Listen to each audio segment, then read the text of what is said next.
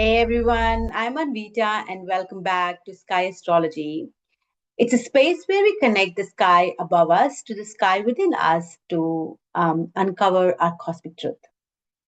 In last episode, I spoke about how to create your birth chart and what sun actually represent in your chart.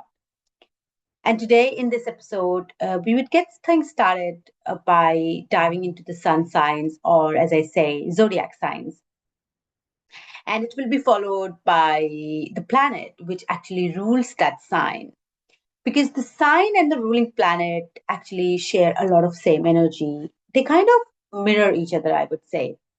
So it's really easy to understand, I feel, if we do it in pairs, so one pair at a time. And in the future ones, we'll explore how the planet and the sign which are in the chart influence each other. But that is for later. Now we'll do one pair at a time. So, for instance, we'll do Aries, which is the first sign of the zodiac in this episode. And it will be followed by Mars, which is the ruling planet of the sign.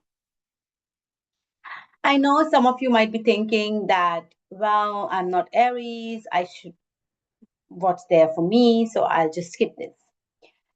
But if you remember the last episode, I said that you the sky is in you, so even the Aries energy is somewhere in your chart. If it's not your Aries sun and you are not consciously aware of it, you might have a planet in your chart. For example, if you have moon in Aries, your emotional landscape has the same fiery spark of Aries. You are quick to feel, impulsive, and also quick to move on. And let's say if you have Mars in Aries, that's how you get things done. You are very direct, you're confident, and often impatient. So you might have a planet in Aries, or if you don't have any planets, still you have some Aries in you. Your one of your house has to be in Aries. So that's where your bold, fiery energy play in your life. So for me, that's the beauty actually of astrology. It shows us that we hold the entire zodiac within us. So astrology tells me that you don't have to put yourself in boxes and others in boxes. We have the wide range of energies or wide spectrum of energies which we can tap into at any given time. We don't have to feel stuck in our fixed identities because the identities are evolving as well. And when we are fully awake of that, not just sleepwalking through life, unconscious of what's happening, we get to consciously choose which energy to embody in any given moment. And for me, frankly, that's what enlightenment feels like. It's not being attached to any version of yourself. And to me, I guess when one is enlightened, this entire zodiac dissolves because one finds themselves at the center of it all.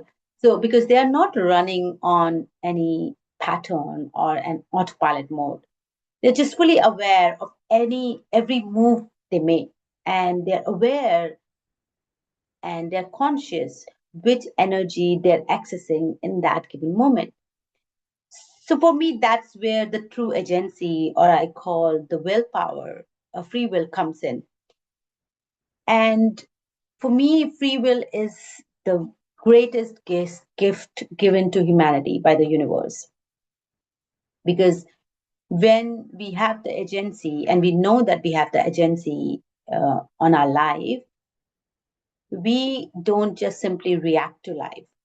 Because life becomes something which we actively co create with the universe. We are co creating it with the universe, not just creating. So, as I always say, always look at astrology as the entire sky is within us, and we get to choose which energy we access in any given moment. So, going back, let's really meet what Aries is. So Aries is the first house, first sign of the zodiac. It's the pioneer of the zodiac. It is ruled by Mars, the planet of action, the courage, and the willpower. It represents new beginnings. It's the raw energy, and it's the desire to take initiative. Aries basically doesn't wait for permission. It's the leader. It's it acts. It's that first spark of life, the that says, "Let's go, let's start." So there's a lot of keywords over there, right? But to me, it's all about the mythology. Uh, I'm also Indian, so I have been brought up in this mythological words. It was everywhere. So for me, it's if we see any sign or entire zodiac through the lens of mythology, it's really astrology becomes really easy because you don't have to memorize anything. They're all archetypes, and you can understand the deeper meaning of each sign or each planet. And that's what I'll be doing in these episodes. I'll be uh, telling you the myth, I'll tell you the story. I love storytelling. I'll tell you the story and then I'll unpack what it means, um, what it means, and you'll be able to understand it better. So let's start with the Aries myth, right? The fiery first sign of zodiac. And it's got one of the wildest origin stories in Greek mythology. So picture this, right? We are in ancient town in ancient world where there's a cruel king named Atmos who rules. He's married to the cloud nymph Nephele, the goddess. And they have two children, Phrixus and Hele. But as these myths go, the peace doesn't last. It's a story. So the king grows bored and takes a new wife, Ino, and she is this classic evil stepmother. Jealous of the kids, she comes up with a twisted plan to get rid of them after Nephili, out of anger, leaves the kingdom. So she plots against the kids to sacrifice. Now, Nephili, watching from the heaven, is not about to let her children die. She sends down a miraculous golden ram, a flying ram with glittering golden wool to rescue them. The ram swoops in, picks up Phrixus and Nele, and flies them east over the seas. But here's where things get tragic and symbolic. So, as they're flying over Europe and Asia, Hele loses her grip and falls into the sea. That place is actually named Hellespont in her memory. So Phrixus survives and reaches the land of Colchis, where he sacrifices the ram to the god Zeus in gratitude. But he keeps the golden fleece and hangs it in a sacred grove guarded by a dragon. We'll talk about it in future mythology stories. But that's the myth for Aries. So now we will start unpacking what it has to do with Aries. First, let's unpack the symbol. So this is the symbol, two curved horns. It's as simple as it can get, right? So now the traits. So in the myth, the golden fleeced ram appears with one purpose, to rescue. It doesn't hesitate, it doesn't overthink, it just acts. It's the instinctual response, the gut reaction. And this is actually the essence of Aries. It is the hero's call of action, the rescuer, the courageous one, who make the bold moves in uncertain and challenging situations. So Aries is about the willingness to leap into the unknown, just like that golden ram flying across the sea. And the Aries energy, as we saw, it is very purpose driven. It's very goal driven, straightforward, direct. They are quite uncompromising when it comes to action. Just like the ram, they don't wait for permission. It responds instantly to what needs to be done. There's no fluff, no delay, just focused momentum. And in everyday life, if you see an Aries, if you know an Aries, they have this no nonsense attitude, right? They tend to cut through the noise. If something doesn't self serve their goal, it's discarded, it's taken out of their life. That can be a actually powerful gift. They don't dwell, they just move forward, and that forward motion gives others the courage to act too. But as with Aries, or as with Ram, who sold without securing both the passengers, Hele falls into the sea along the way. Aries, that's the downfall of Aries. They can be impulsive and they can jump without thinking and push ahead before everyone is ready. So for others, people might think they are quite reckless in their behavior, they're impatient, or sometimes people think that they are self centered, especially when they forget others don't move at the same pace. But I think Aries are not heartless. They're just very passionate, and it's fueled by deep, deep reserves of determination, especially when they are facing a challenge. Because for Aries, that's what they live for. They are very purpose driven, achievement or goal oriented. So without it, actually, they feel very stuck and frustrated or even physically unwell. Think about it like Ram, it was created to act to save the children, and that was his purpose. That was the mission.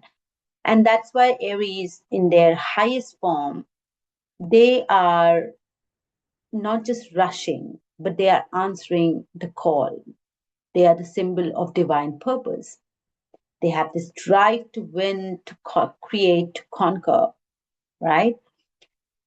But one thing is often overlooked with Aries, which is the sacrificial nature of Aries.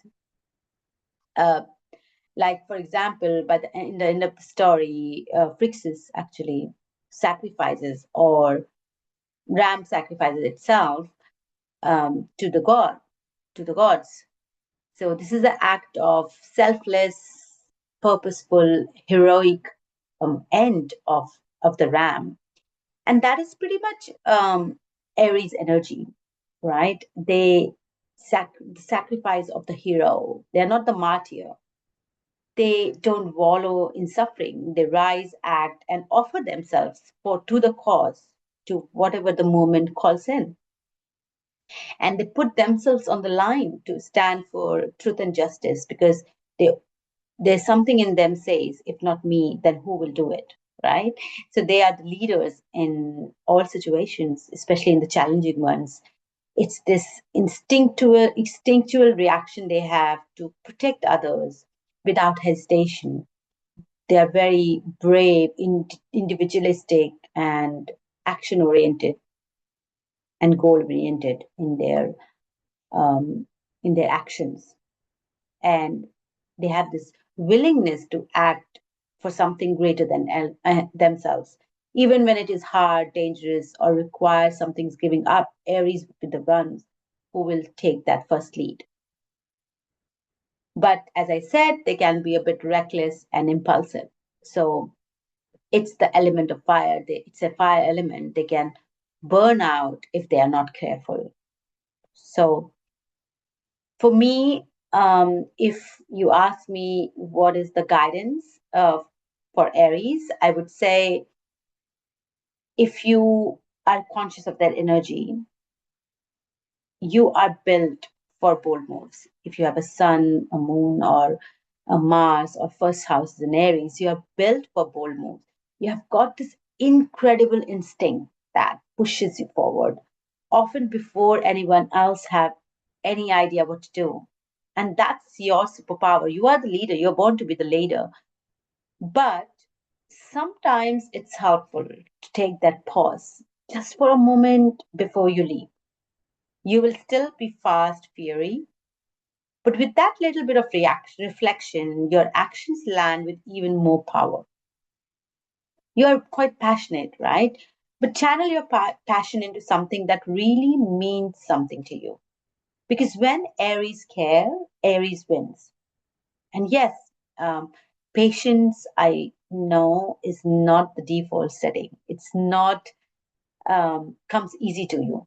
But learning to wait or pace yourself, you can make the whole ride smoother. Like if you look at the story, if um, the ram would have been a bit more careful, they would have not lost one life.